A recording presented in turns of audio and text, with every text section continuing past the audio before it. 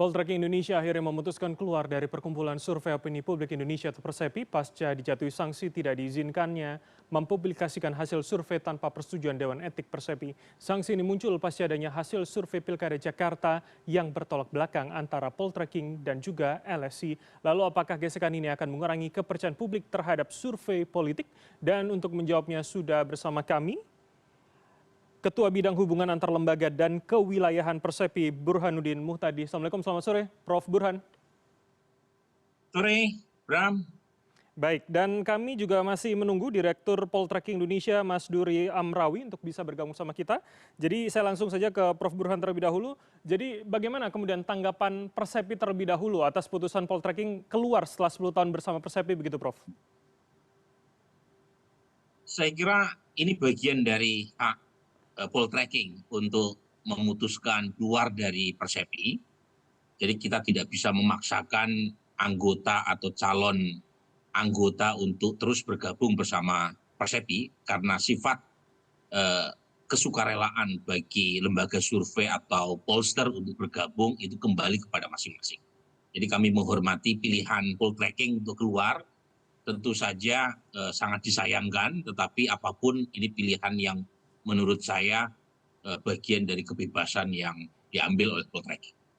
Oke, Prof, kalau saya mengutip apa yang kemudian disebutkan oleh Mas Duri, begitu ada beberapa catatan yang kemudian menjadi kekecewaan Poltreking terhadap Persepi adalah soal Persepi menyatakan LSI pemeriksaan metode dan implementasinya dianalisa dengan baik tapi tidak dijelaskan ke publik caranya seperti apa. LSI melakukan pergantian primary sampling unit atau PSU sekitar 60 PSU dan kemudian adalah masalah soal Poltreking merasa sudah menyerahkan seluruh raw datanya terhadap Persepi. Bagaimana kemudian Persepi menjawab itu, Prof?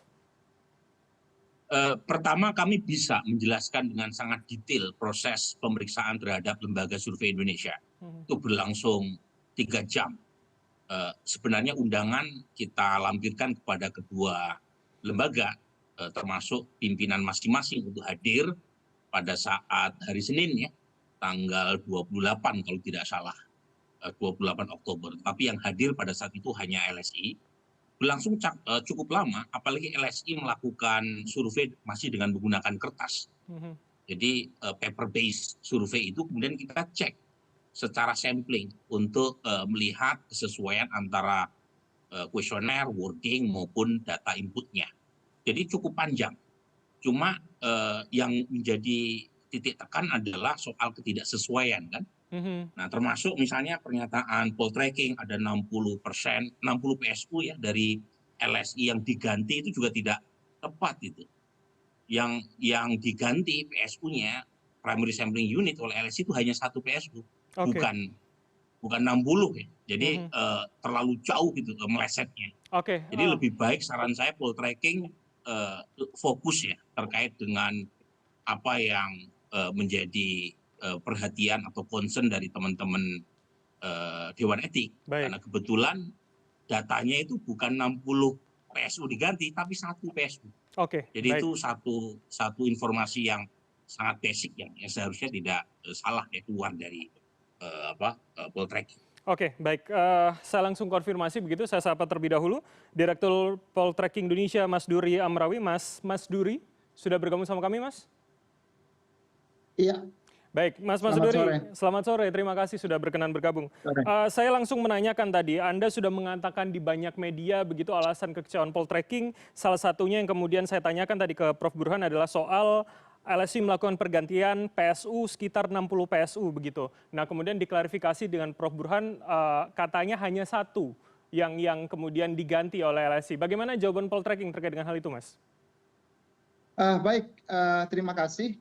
Saya ingin memberikan respon terkait dengan pernyataan pers ya yang disampaikan oleh Poltreking terkait dengan jadi kenapa kami memberikan respon terhadap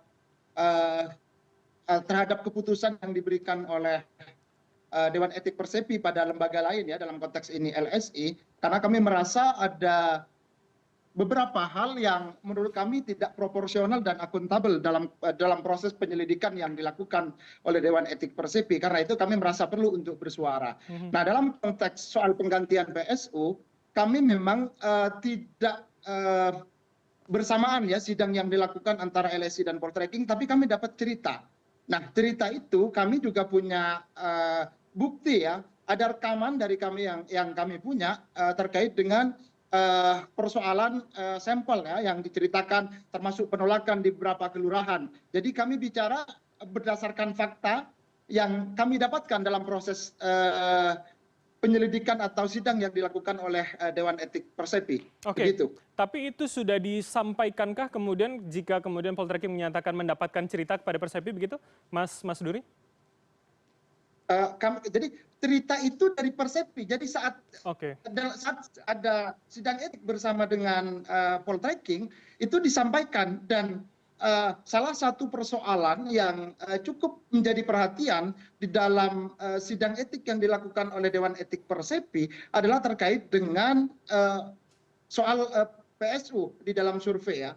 Jadi soal penggantian itu jadi salah satu kritik, termasuk di sidang terakhir atau sidang kedua yang dilakukan oleh Dewan Etik. Salah satu Dewan Etik memberikan konsen soal penggantian PSU gitu. Jadi ada cara pandang menurut kami antara Poltreking ya dan Dewan Etik Persepi yang berbeda soal konsen mengenai toleransi ya terhadap penggantian PSU. Kalau kami di Poltreking tentu sebagaimana statement di dalam press release yang disampaikan, kalau kami semaksimal mungkin berusaha untuk mempertahankan PSU awal dari proses sampling yang kami lakukan. Baik, Prof. Burhan, tanggapan Anda seperti apa, Prof? Ya,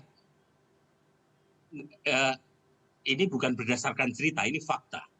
Jadi kita udah konfirmasi ke Dewan Etik, kita juga udah cek data ke LSI 3 jam lamanya pada tanggal 28 Oktober 2024. Itu pergantian PSU yang dilakukan LSI itu hanya 1, bukan 60 PSU. Ya, itu jauh sekali itu, antara 1 sampai 60. Itu satu ya. Yang kedua, sebenarnya Dewan Etik itu kan sudah memerinci ya mengenai istilahnya itu inauditable. Jadi kita mempertanyakan perbedaan dataset yang dilaporkan oleh Poltreking kepada publik dengan yang disampaikan kepada Dewan Etik. Nah, misalnya ya pemeriksaan pertama tanggal 29 Oktober 2024 itu Poltreking menurut Dewan Etik, waktu itu Bung Mas Duri sendiri yang hadir ya, tapi Bung Hanta tidak hadir, itu tidak dapat menunjukkan data asli 2000 sampel yang dirilis ke publik. Alasan yang dipakai adalah data asli itu sudah dihapus dari server karena keterbatasan storage. Nah, kemudian Poltreking memberikan keterangan secara tertulis pada tanggal 31 dengan sekali lagi tidak melampirkan raw data asli 2000 sampel seperti yang dimintakan. Karena kan yang dirilis 2000 sampel nih, Bra. Kemudian pemeriksaan kedua tanggal 2 November, Dewan Etik kembali menanyakan data asli 2000 responden itu kemana. Nah, kemudian Poltreking belum bisa menjelaskan dan menunjukkan raw data asli 2000 tersebut dengan alasan lagi-lagi datanya sudah terhapus dari server. Tanggal 3, sehari sebelum keputusan diambil oleh Dewan Etik, itu Poltreking menyerahkan data pagi-pagi jam 11:10 dengan alasan raw data sudah bisa dipulihkan dari server dengan bantuan tim IT dan mitra vendor. Kemudian dibandingkan nih Bram, antara data yang sebelumnya dikasih sekitar 1.650-an dengan data 2.000 yang diberikan kepada Dewan Etik pada tanggal 3. Nah, ternyata menurut hasil analisis Dewan Etik itu tidak ada kesesuaian antara dua dataset. Jadi dua dataset yang diberikan itu berbeda satu sama lain. Nah, itu kira-kira yang kemudian kami simpulkan. Itu yang kemudian Dewan Etik simpulkan bahwa kita tidak bisa melakukan proses audit karena datasetnya sendiri berbeda-beda. Begitu. Baik, Mas Duri, tanggapan Anda seperti apa kemudian dengan adanya perbedaan? Saya ingin merespon. Jadi jadi sejak awal kami sebenarnya sudah memberikan 2000 data yang diminta oleh Dewan Etik gitu. Nah, dalam proses di persidangan yang hanya dihadiri oleh satu Dewan Etik karena ada beberapa alasan lah waktu itu ya.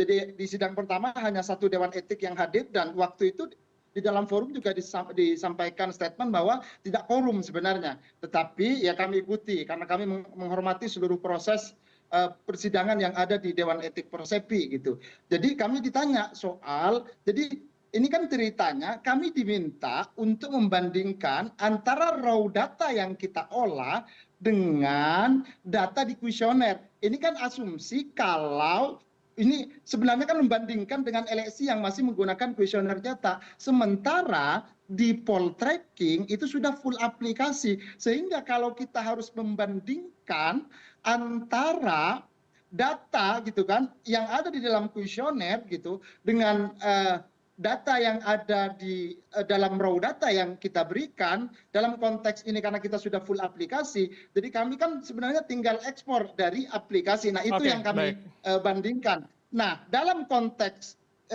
data terakhir yang kami berikan, jadi itu adalah data ekspor dari dashboard poltreking yang berhasil dipulihkan oleh tim IT kami bersama dengan mitra vendor. Nah jadi tidak ada perbedaan di antara data tersebut, dan kalau ada perbedaan mestinya kami dikonfirmasi juga. Jadi sampai sekarang kami tidak mendapatkan penjelasan apapun terhadap ya klaim tadi perbedaan data gitu. Jadi artinya keputusan keluar dan berjalan masing-masing adalah jalan yang dianggap poltreking jadi tepat begitu ya Mas Duri? Betul ya, karena bagi kami seperti ini. Jadi sebenarnya jadi kami mempelajari juga soal kode etik yang ada di Persepi. Jadi salah satu poin yang kami dapatkan adalah bahwa jadi pelanggaran itu akan diumumkan ke publik kalau itu termasuk pelanggaran berat. Nah, dalam konteks apa yang kami rasakan di poltreking hari ini, yang terjadi adalah jadi kami tidak tahu sebenarnya pelanggaran apa gitu kan yang dipersoalkan dari poltreking gitu, sehingga kemudian tiba-tiba diumumkan ke publik bahwa poltreking telah demikian dan seterusnya sebagaimana di banyak pemberitaan, dan kami sudah memberikan jawaban ya dalam keterangan pers yang dilakukan oleh kami poltreking. bisa menangkap pesan Anda Mas Duri. Prof, kalau begitu saya ingin loncat Prof. Kalau kemudian dengan adanya dua perbedaan yang bertolak belakang ini, bagaimana publik masih bisa mempercayai sebuah survei publik, survei politik sebagai dasar acuan begitu untuk memilih nantinya Prof? Sebelum jawab situ ya Bram ya, ini ada di keterangan pers poltreking, poin nomor 4 itu disebut poltreking mengolah 2000 data, tetapi data invalid tidak memiliki nilai dalam akumulasi hasil. Jadi kira-kira yang dilaporkan kepada publik 2000, tetapi data yang tersedia itu 1652. Nah ini kan jadi problematik nih, data yang dipakai 2000 atau 1652, dan apakah perbedaan jumlah sampel itu mempengaruhi hasil analisis atau tidak. Nah ini ya, ini krusial nih, karena terus terang Dewan Etik menganggap itu sangat krusial. Jadi saya sudah bicara dengan Prof. Hamdi, dengan Prof. Saiful, dengan Prof. Asep, itu krusial sekali. Karena yang dilaporkan 2000, tetapi katanya ada sebagian dari 2000 sampel yang datanya invalid, meskipun sama poltreking diklaim data data yang invalid itu tidak mempengaruhi akumulasi hasil analisis. Nah kemudian soal kepercayaan ya kepada lembaga survei. Terus terang ini sekaligus kritik kepada media ini, Bram. Menjadi anggota Persepi itu berat. Lembaga saya, Indikator, itu berkali-kali dipanggil sama Persepi. Ya, diperiksa, dilihat datasetnya, dicek raw datanya. Misalnya kita pernah membawa 2000 kuesioner gitu ya untuk disampling apakah inputnya salah atau tidak. Kemudian dimintai iuran, Bung Mas Duri tahu, kita iuran wajib pada Persepi. Nah, sementara media itu seringkali memberitakan lembaga survei tanpa peduli apakah lembaga survei itu anggota Persepi atau tidak. Jadi memang tidak mudah menjadi anggota Persepi. Tapi ketika kita masuk menjadi bagian dari Persepi, kita terikat oleh kode etik. Nah kebetulan waktu tahun 2008-2009, saya di antara sedikit orang yang merumuskan kode etik di kantornya Profesor Hari Wijayanto, Profesor Ahli Statistik IPB. Dan itu tidak mudah untuk memastikan integritas anggota Persepi untuk taat samik nawa kepada kode etik. Jadi sebenarnya Bram, justru ini bagian dari pendidikan kepada publik bahwa kita harus strict dengan data, dengan metodologi. Kita tidak peduli soal siapa yang menang, siapa yang unggul, yang peduli itu kan hanya media. Kita hanya peduli sama metodologi, sama data, apakah data itu bisa dipertanggungjawabkan atau tidak. Ini penting nih, karena seolah-olah poltreking atau LSI disidang karena perbedaan hasil survei. Bukan itu. Yang kita tanya adalah mengapa dalam survei yang bersamaan itu hasilnya bertolak belakang. Padahal klaimnya itu sama-sama melakukan metodologi yang kurang lebih mirip. Baik. Kenapa hasilnya beda? Nah, disitulah concern dari Persepi, dan seharusnya ini malah meningkatkan trust publik terhadap survei, karena bagian dari komitmen untuk menghadirkan data survei yang bisa dipertanggungjawabkan secara saintifik. Oke, artinya jaminannya di situ begitu ya, Prof ya. Oke, terakhir saya akan ke Mas Duri. Jadi artinya dengan kejadian ini, bagaimana publik juga masih percaya begitu? Pertanyaan yang sama, Mas.